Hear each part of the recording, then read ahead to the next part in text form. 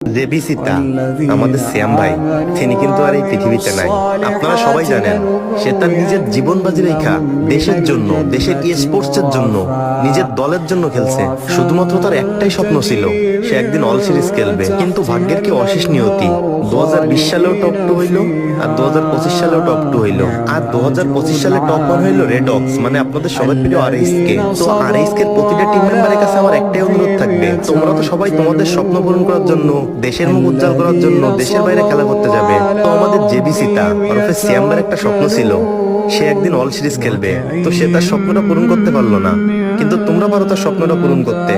তোমরা তার একটা জার্সি বা তার একটা লোগো তোমাদের গেঞ্জিতে লাগিয়ে খেলতে পারো। সে তো বেঁচে থাকা অবস্থায় তার শখটা, তার আশাটা সে পূর্ণ করতে পারলো না। এখন তোমাদের কাছেই তার আশা, শখ সবকিছু রয়েছে। সে মরে যাবার পরে হলেও তার শখটা, আশাটা তোমরা পূর্ণ করো। আর হ্যাঁ, এতে করে বিশ্বের স্পোর্টস কমিউনিটি সবাই জানবে বাংলাদেশে একটা চিতা